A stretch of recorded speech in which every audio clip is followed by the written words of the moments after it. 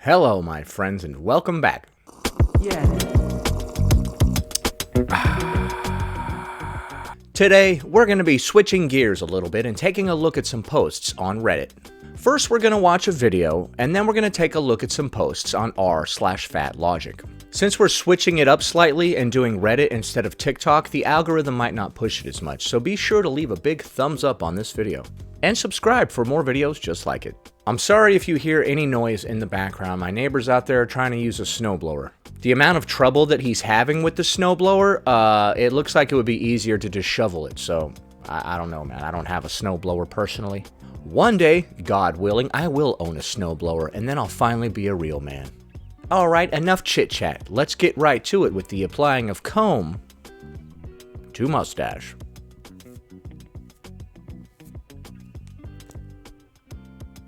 I have thin privilege. Okay. She's got the old thin privilege, huh?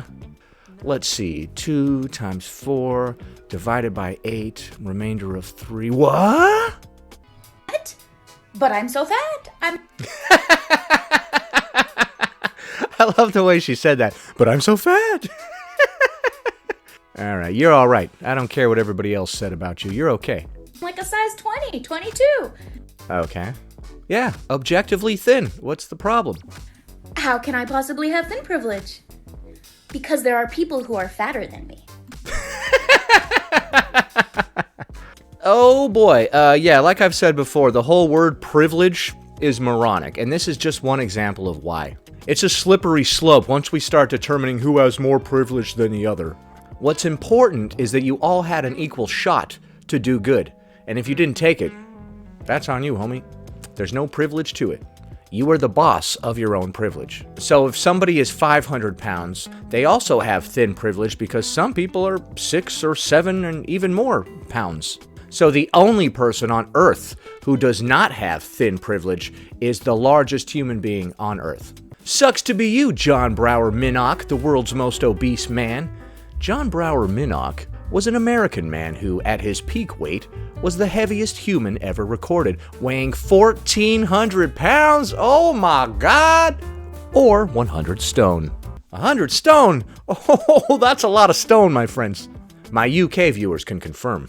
I'm intrigued. Tell me more. When I go up on a plane, I might need a seatbelt extender. I might be uncomfortable. I may not feel good. People may say things to me. But you don't need 2 or 3 seatbelt extenders, therefore you have the thin privilege. Can you hook multiple seatbelt extenders together? Frank over there only has to use 1 seatbelt extender? Not even marginalized, hardly. I have to use 3.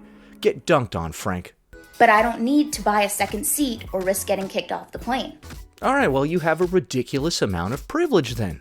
How dare you? Some of us have to get kicked off the plane or buy an extra seat. And since you don't have to do these negative things, I guess I'm supposed to be jealous and bitter and angry about it. That means that I have privilege compared to people who have that experience. Are you sure you didn't just go as far off the rails as everybody else? Right? You went like halfway off the rails, and some people go completely off the rails, and therefore they can't fit in the seat, and they need to buy a second one. Did somebody come to your house and slap half of the food items out of your hand that you were going to eat? And now you get to enjoy this privilege? Or did you just not eat as much as these other people? Because if this is directly related to how much you eat, I don't know, Chief, I don't know if I'd say that's a privilege. It's called self-control.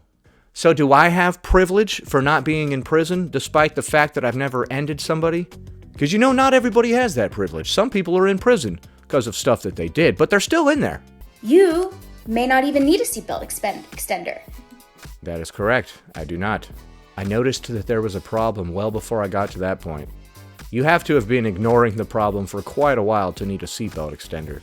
If that's the case, then you have privilege compared to me. Right, that's not how privilege works. It's not a comparative scale.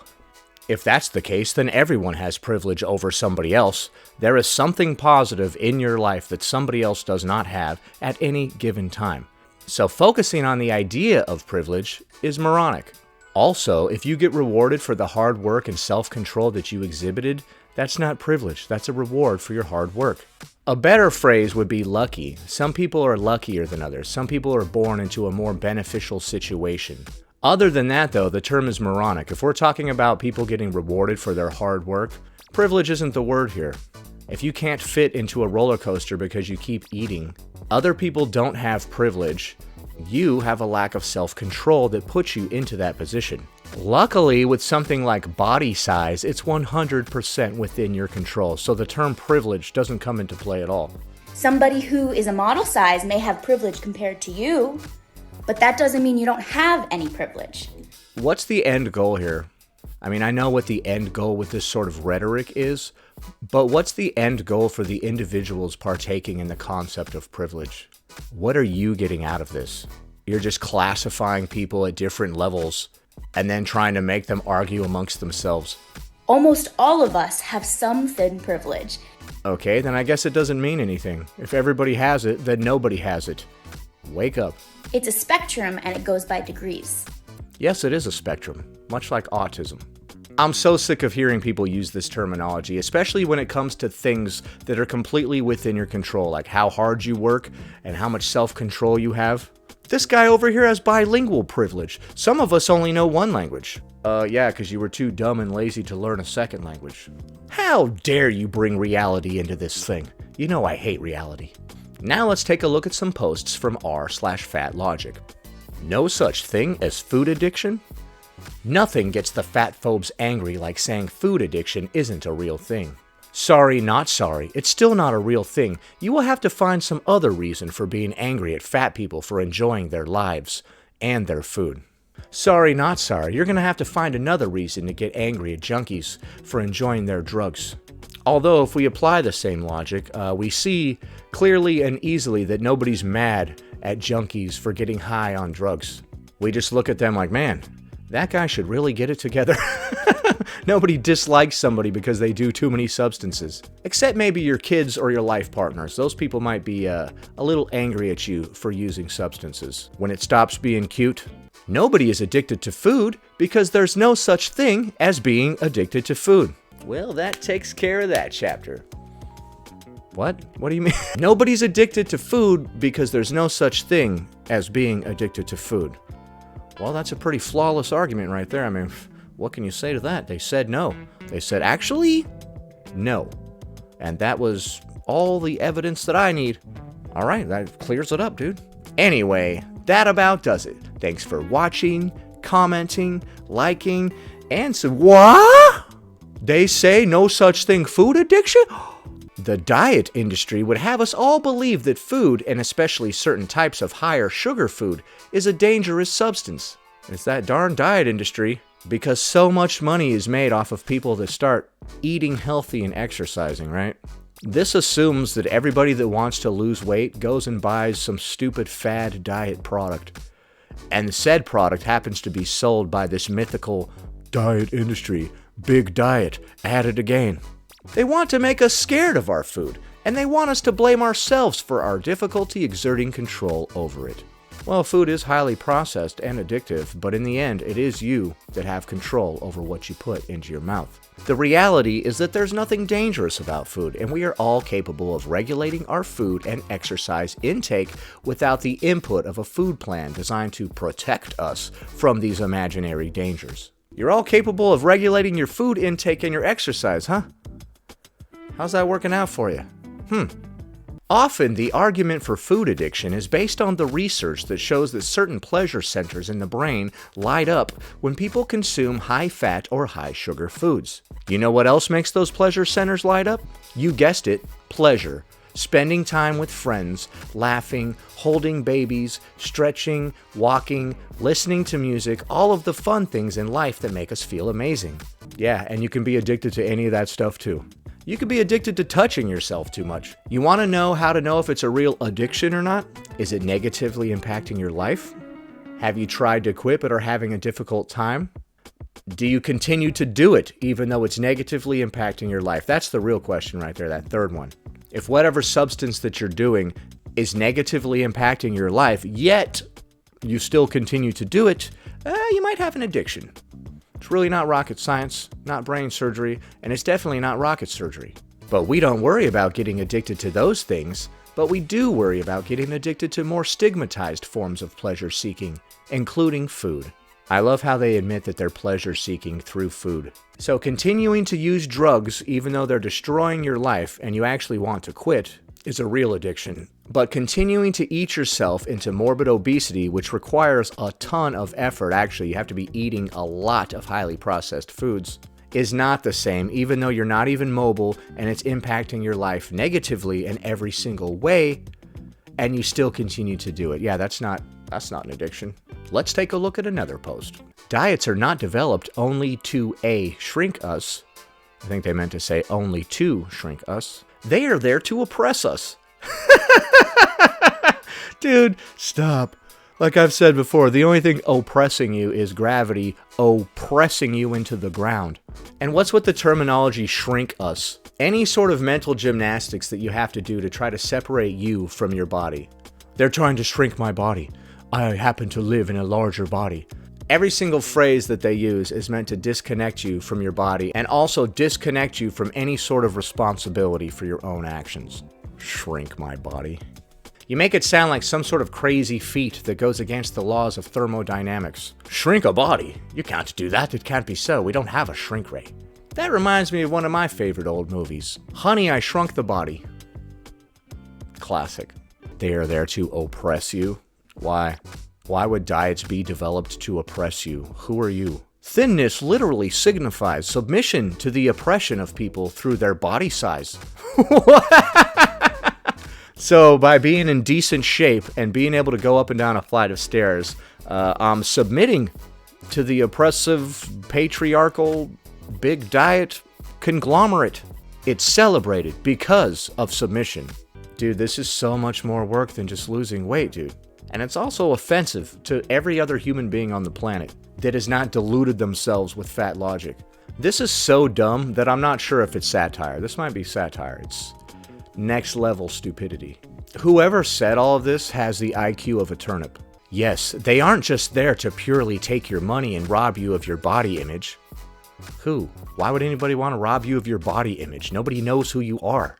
You're not the center of the universe. There's not groups of agents like from the Matrix that are chasing you, trying to stop you because you're the one and you're gonna wake up the sleeping masses. Privilege is all about power. Heard the phrase, throwing your weight around? Well, this shows how much power could be in weight. Is that what that means when somebody says throwing your weight around? They're acknowledging how much power there is in being overweight.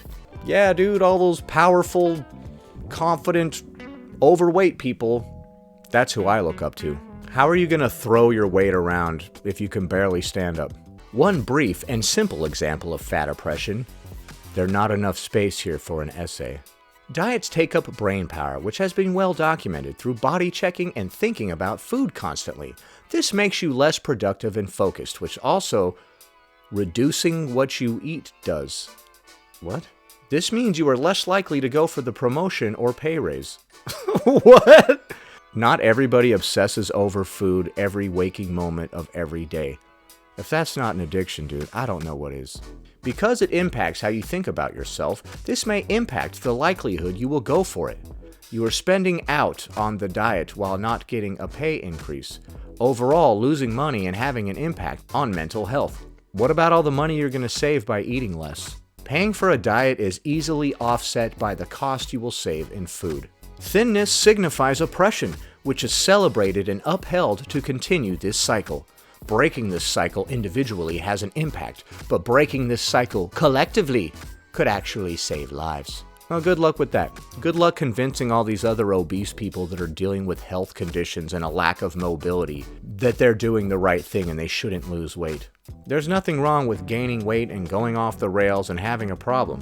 What's wrong is coming up with all these lies like these people are doing and try to make other people just as deluded as yourself. You want to delude yourself and live in a world of fantasy? That's fine, but don't try to bring anybody into your misery, okay? We all know that misery loves company. I think we have time for one more. Alright, somebody left a comment that reads, "The first step to gaining or losing weight is being honest with yourself about what you're really putting in your mouth. Nobody is a medical mystery." Dude, you sound so ignorant right now. Some people just gain weight, and there's no explanation for it. We live in bizarro world where you can just put on weight walking down the street where you didn't even eat anything. No, but seriously, they're correct. Nobody is a mystery, dude. It's the food. And then this person is responding with, "This is just utter BS. I barely eat anything, working out plenty, and yet here I am being overweight." Alright, I have a television show suggestion for you. 2 words. Secret Eaters. Go watch that show. My doctor told me that it is something beyond my control. I have severe asthma. What? What does asthma have to do with anything? Yeah, you know how when you have asthma and it leads you to just keep eating cake all the time?